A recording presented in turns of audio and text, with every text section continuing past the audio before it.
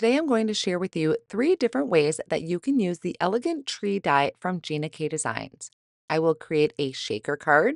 I'm also going to be creating just a plain window card, and then I'm also going to pair it with an embossing folder. Hi everyone, I'm Mindy Eggen and welcome to my channel.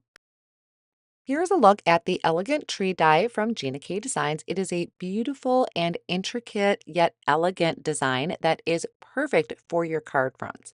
Now, I did do a lot of prepping ahead of time as far as die cutting with cardstock, but I am going to start off with one of them here for you to die cut out of layering weight white cardstock. And I'm centering it on that piece of cardstock because I want to create a window. I am using the Gina K Designs Intri-Cut die cut machine along with the magnetic platform to hold my die in place while I run that through my machine. Now, depending on the die cut machine that you have, I personally tightened up my Intri-Cut just a little bit and I ran it back and forth to really get that intricate design. So you may need to experiment with your die cut machine to get the best results. So out of that piece that I die cut, I'm not only going to use the actual tree design, but I'm also going to use that window I created, which is why I made sure to center it on my card front. Off screen, I did die cut another one, and I am going to layer these two pieces together. So this is one way, and probably the most common way to layer up your die cuts is just by adding some liquid glue to the back. I do like to take my finger and kind of rub it over the glue a little bit in case I have any excess. And then I layer that on top. So that is going to add a little bit of dimension to my tree.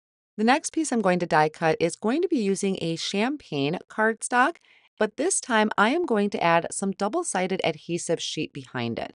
So I have just a small piece of that champagne cardstock here. I'm trimming a piece of that double-sided adhesive sheet just a little bit smaller than my cardstock. And then I'm going to remove the backing of that double-sided sheet and place this on the back. So this is another way you can layer up your die cuts if you don't want to fuss with liquid glue. To be honest, I just forget this step a lot, so I do end up using my liquid glue that I keep in a fine tip bottle. So once I burnished that double-sided adhesive sheet on the back of that cardstock really well, I ran that through the Intri-Cut machine and it die cut it out beautifully. But I'm going to set that off on the side right now and create my window panel. So on the back of that panel that I die cut earlier, I am placing some double-sided adhesive all the way around the edge. Now this one I believe is not my shaker card yet. This one I think is my window panel. And I'm just using that double-sided adhesive to go all the way around to attach my acetate. I do have a piece of acetate here cut to just a little bit smaller than my window panel, and it's secured in place with that double-sided tape. Now I can bring back in that champagne cardstock that I die cut, and to be honest, this is quite fussy to use that double-sided adhesive sheet. So if you're okay with messing around with all of those small sticky parts, this may be an option for you. I personally do just like to use the liquid glue because the double-sided adhesive sheet, it is really handy, but it is also very um, kind of time consuming. So either option, whatever is going to work best, but it is really nice to be able to just place that piece or that tree on top of my layered die cuts. Now, of course, like I said, if you think about it ahead of time, I could have die cut some more to place on top of my acetate window, but I didn't plan that out very good. So I did just use the liquid glue. And there you saw I really brushed my finger over the back to remove any excess glue because I don't want that glue seeping out and getting onto my acetate. So that is one tip on how you can work with the liquid glue and the acetate. I place that over the window and set something heavy on it while I work on my background. On another piece of layering weight white cardstock cut to 4¼ by 5½, I am ink blending on some light spruce from Gina K Designs. And then I'm going to come in with dark spruce down towards the bottom. So it's going to have kind of a gradient. Now, this is kind of hard to see on camera. It is, a lot of these are just so much more stunning in person. But because of camera, it's just a little bit hard to see all the detail. But I really did like that green blended back there. I am taking some foam tape. I'm adding it to the back of my panel, so it's kind of going on top of that acetate. I thought about turning this into a shaker, but instead I am just going to add this right over that blended panel that I did, and it creates a stunning window card. I can remove the backing of that foam tape, place it over the top of my blended panel, and then I'm just going to trim off any of the edges that are sticking out.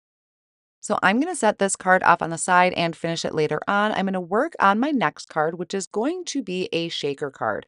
I really debated about doing a shaker because I wasn't sure if you would be able to see the sequence very well, but I thought I would give it a shot. So once again, I started with another piece of white cardstock. This time I started with medium carnation ink and powder blue ink. Now this is going to be a very light application of color just based on the blending brush that I'm using. It is a small mini blending brush from Simon Says Stamp with flat bristles, and it just applies a little bit lighter of an application of ink. Now, I did die cut out another window panel. I added the acetate and that double-sided tape to the back to create the actual window.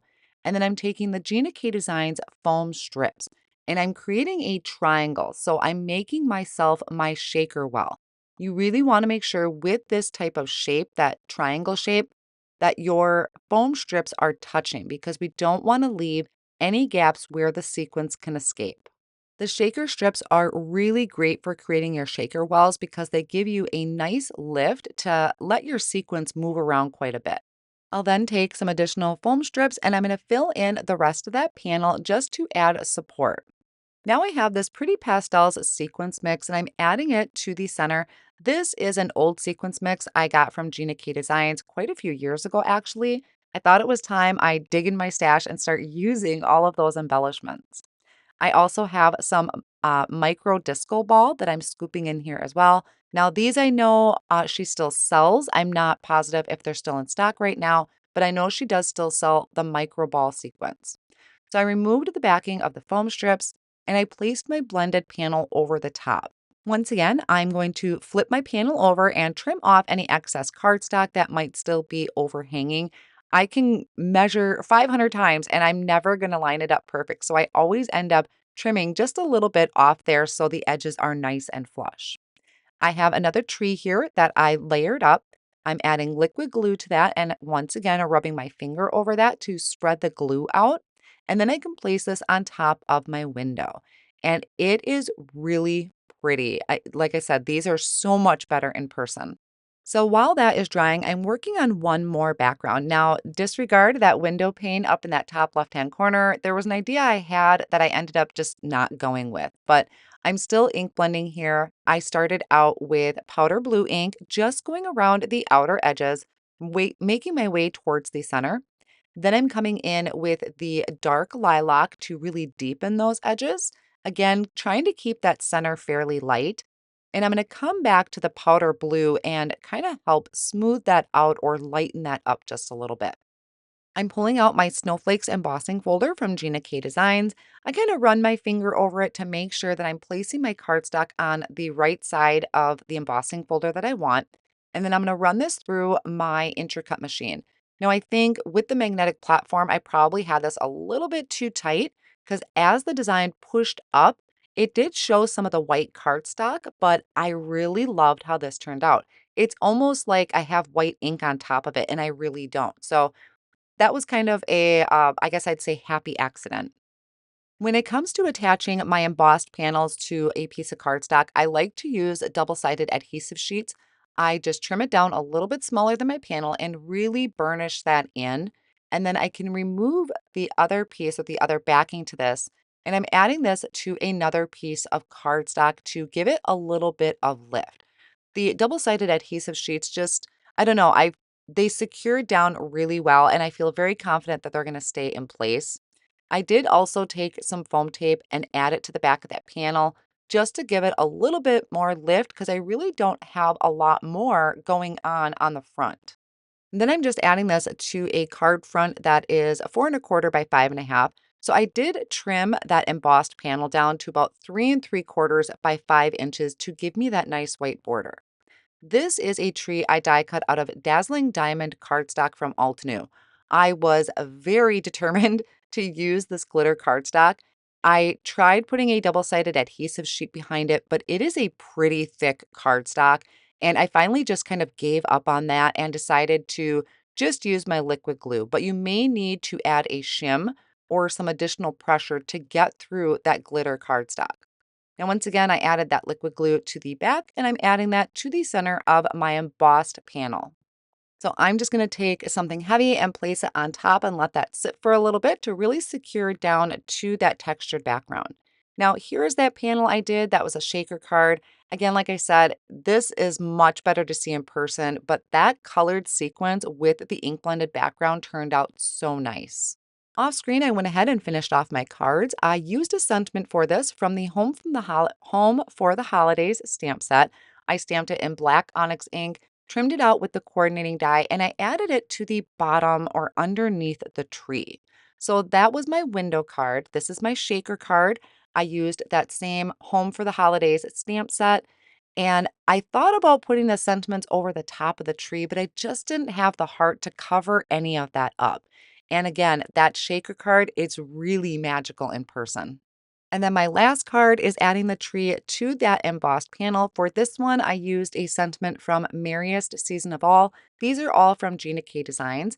I'm going to have everything linked down below in the video description here on YouTube, and I will also have it linked over on my blog with a coordinating blog post. If you enjoyed today's video and inspiration, go ahead and hit that subscribe button and the notification bell so you are notified when new videos are posted.